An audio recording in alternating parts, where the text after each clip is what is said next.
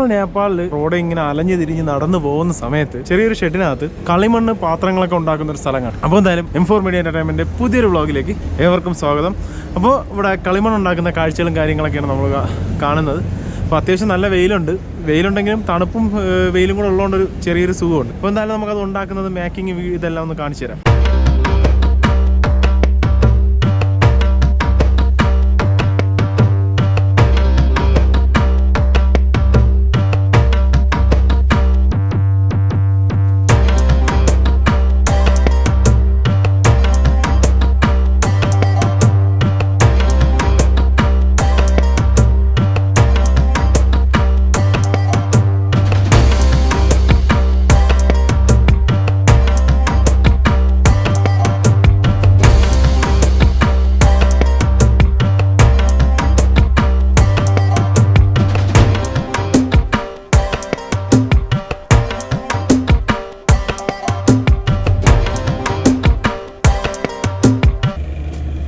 नाम भैया सरोज प्रजापति. ഈ ഒരു മിഷീനകത്താണ് ഫുൾ പരിപാടി. ഇതിപ്പോൾ ആദ്യമൊക്കെ ഇത് കാലുകൊണ്ട് ചവിട്ടിയാണ് കറക്കിക്കൊണ്ടൊക്കെ ഇരുന്നത്. ഇപ്പോൾ ഇതെല്ലാം മിഷനറി ആയതുകൊണ്ട് അതുകൊണ്ട് തന്നെ പുള്ളിക്കാരനൊക്കെ ജോലി കുറച്ച് എളുപ്പമാണ്. കാരണം വളരെ ഫാസ്റ്റായിട്ടാണ് അവർ ഓരോ തട്ടും ഇങ്ങനെ പറ ഉണ്ടാക്കി മാറ്റുന്നത് കേട്ടോ. നമുക്ക് കണ്ടുകൊണ്ട് നിൽക്കുമ്പോൾ തന്നെ മനസ്സിലാവും വളരെ ഫാസ്റ്റായിട്ടാണ് ചെയ്തു പോകുന്നത്. ഇത് കണ്ടുകൊണ്ട് നിൽക്കാൻ തന്നെ നല്ലൊരു ഭംഗിയാണ് ഈ സംഭവം ചെയ്യുന്നത്. ഇത് നോക്കിയിട്ടുണ്ടാവും ഒരു പെട്ടെന്നാണ് ആ ഒരു കളിമണ്ണിൽ നിന്നും രൂപം മാറ്റമൊക്കെ വന്ന് ഓരോ മൺപാത്രങ്ങളായിട്ട് മാറുന്നത്. നല്ല ഭംഗിയാണ്. ഇപ്പോൾ ഇവർ ഒരേ ഷേപ്പിലുള്ള സംഭവമാണ് ഉണ്ടാക്കിക്കൊണ്ടിരിക്കുന്നത്. നോക്കി സിമ്പിളായിട്ട് ഇങ്ങനെ ഉണ്ടാക്കിയെടുക്കുന്നത്. എക്സ്പീരിയൻസ് ഉള്ളവർക്ക് ഇത് സിമ്പിൾ ആയിട്ട് ഉണ്ടാക്കാൻ പറ്റുന്നതാണ്. നമ്മളൊക്കെ കയറി ഇത് പിടിച്ചു കഴിഞ്ഞാൽ ഇത് പല വഴിക്ക് പോകും കേട്ടോ. വേറെ ഒരു സംഭവമില്ല. നമ്മൾ കൈ ഇങ്ങനെ വെച്ച് കൊടുക്കുന്ന അതേ ഷേപ്പിൽ ഇത് ഇങ്ങനെ ആയി വരികയാണ് ചെയ്യുന്നത്. എന്താ ഭംഗി നോക്കി കണ്ടുകൊണ്ടിരിക്കാനായിട്ട്.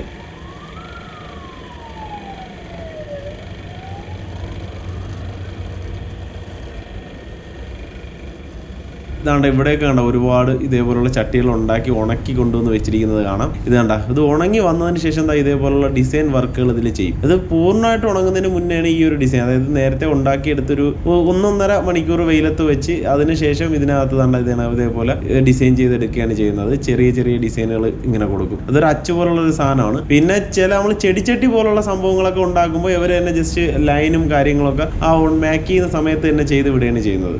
അത് കൊള്ളാമല്ലേ, നല്ല ഭംഗിയുണ്ട്. വളരെ ഫാസ്റ്റായിട്ടാണ് ഉണ്ടാക്കി പോകുന്നത്. എന്നാ ഇപ്പോൾ കണ്ടോ കുറേ നേരത്തെ ഉണ്ടാക്കിയ സാധനങ്ങൾ കൊണ്ട് വെയിലത്ത് വെച്ചിരിക്കുന്നതാണ് നമ്മൾ ഈ കാണുന്നത്. ഇത് കഴിഞ്ഞ് പിന്നെ ഇത് നമ്മൾ ചൂളക്കിട്ട് കത്തിക്കണേന്ന്. കത്തിക്കാനായിട്ട് കണ്ട അവരിപ്പോൾ കുറേ സംഭവങ്ങൾ റെഡിയാക്കി വെച്ചിട്ടുണ്ട്. ഇനി ബാക്കി അവരുണ്ടാക്കുന്നതും കൂടെ റെഡി ആയിട്ടാണ് കത്തിക്കുന്നതെന്നാണ് പറഞ്ഞത് കേട്ടോ. ഇതിനകത്തിട്ടാണ് കത്തിച്ച് ഇത് നമ്മളെ മൺപാത്രമായിട്ട് വരുന്നത്. കത്തിച്ചതിന് ശേഷം നമുക്ക് ഇതിനെ കാണുന്നത് ഈ ഒരു അവസ്ഥയിൽ നമുക്ക് ഈ സംഭവം കിട്ടുന്നതാണ്.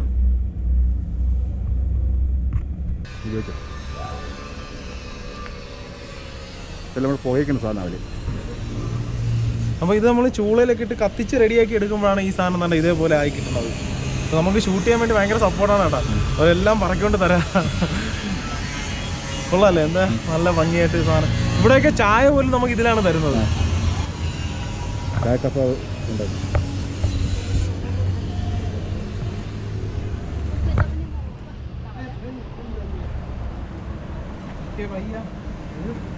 ഇത് വേറൊരു കളർ കൊടുത്തിരിക്കുകയാണ് ഇതിനകത്ത്. വേറൊരു കളർ കൊടുത്ത് സെറ്റ് ചെയ്തിട്ട് ഇത് ചെയ്യുന്നതാണ് ഈ കാണുന്ന പാത്രങ്ങൾ. ഇപ്പോൾ ഇതേപോലുള്ള ഒരെണ്ണമാണ് അവിടെ അവർ പണി ചെയ്തുകൊണ്ടിരിക്കുന്നത്. ഇത് കഴിഞ്ഞ് നമ്മൾ ഇങ്ങോട്ട് നോക്കുമ്പോൾ നമുക്ക് ഇവിടെ കുറേ മൺകപ്പുകൾ ഉണ്ടാക്കി വെച്ചിരിക്കുന്നതും കാണാം. നേപ്പാളിൽ പൊതുവെ എല്ലായിടത്തും ഈ മൺകപ്പുകൾ നമുക്ക് കാണാനായിട്ട് സാധിക്കും. Okay bye. ഇപ്പോൾ തീരെ പാവങ്ങളാണ് കേട്ടോ. ഒരുപാട് കഷ്ടപ്പെട്ടുള്ള ജീവിതമാണ് അവരുടേത്. അപ്പോൾ എന്തായാലും നമുക്ക് ചോദിച്ചോണ്ട് തന്നെ അവർ വേറെ ഒരു ബുദ്ധിമുട്ടും പറയാൻ നമുക്ക് ഷൂട്ട് ചെയ്യാനായിട്ടുള്ള ഒരു ഇത് തന്നിട്ടുണ്ടായിരുന്നു. ഇവിടെയൊക്കെ നല്ല നോയ്സ് വരുന്നുണ്ട്. ഇവിടെയൊക്കെ വർക്കും കാര്യങ്ങളൊക്കെ നടക്കുകയാണ്. അപ്പോൾ എന്തായാലും ഇത് ചെറിയൊരു എപ്പിസോഡാണ്. അപ്പോൾ നിങ്ങൾക്ക് ഇഷ്ടപ്പെട്ടെന്ന് കരുതുന്നു.